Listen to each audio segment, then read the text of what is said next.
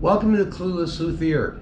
I'm Mark, and today I'm going to show you a guitar that I didn't really do a video on. I did one, and that was on the bridge because it's the first one I made by hand, and that's part of the story actually. But the main story of this guitar is, I call it, its nickname is Perseverance, because man, I made more mistakes, more turmoil than any guitar I've built. And it's a little bit of hubris, because I went into this thinking, you know, I built enough, this is gonna be the one that just sails. It sailed. This is the original neck. I forget how many lives it had. I'd make a mistake, I'd say, well, that's it. Then I'd think of a way to fix it. And I'd make another one. It was either the fourth or fifth mistake that was just, somehow I cut this. I mean, it's like that. Well, okay, I exaggerate, but it's on an angle. And I know why. I just wasn't careful enough about dealing with another mistake I made, is cutting this angle too soon before I had it squared up. Anyway, it was also going to be a slotted headstock originally. My attempts to make a good template and testing it didn't go well. So the guitar ended up with a regular headstock, not a slotted. But the bridge. This is where I did a video, and the video does not show the mistake because I found it later, after it was glued on. This was sent, I bought this from LMI, Luthier Mercantile Inc., right before they went out of business for another guitar. And fortunately I noticed beforehand that it was slotted for a left-handed guitar, not a right. You can see how it angles this way. It should be that way. I didn't return it. They were gone. But what I thought, and this is in the video, I could just take this, slide it up to it, and get that profile. Does it show very well on that? Yeah, how it's thinner on this side.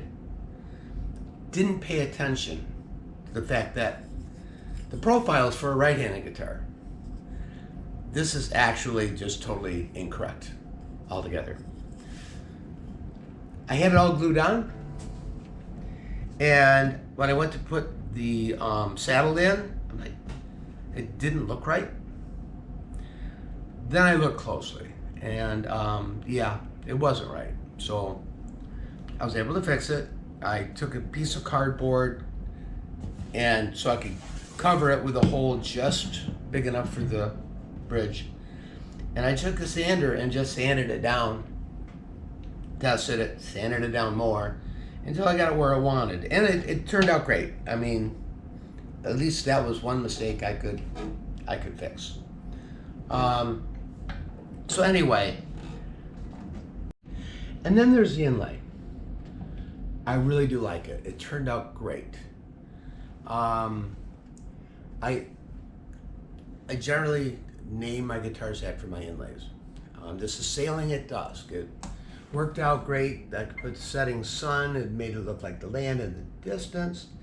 I had no intention of doing an inlay. I love this Krelican Avenue. It was so pretty. I said, you know, for once, I'm not going to do it. Then I miscut a fret. Right across here. I forgot that decimal point, or anyway. So that inlay basically hit another mistake. It worked out. This really did make me question my hobby. Fortunately, it turned out to be the best sounding guitar I've made, in my opinion. It's really great. And I will insert some sound clips that I did. But yeah, I really do like it. So here are the sound clips.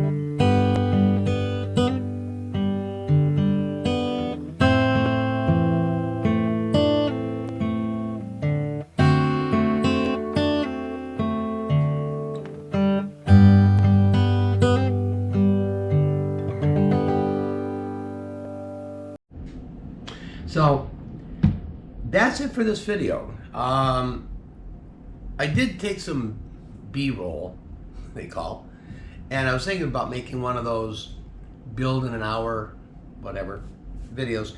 Problem is, at the very end, I didn't video it, so that may have been a waste. We'll see what. I'll take a look at it and see if I decide to do anything with it. But that's it for now. Thanks for stopping by.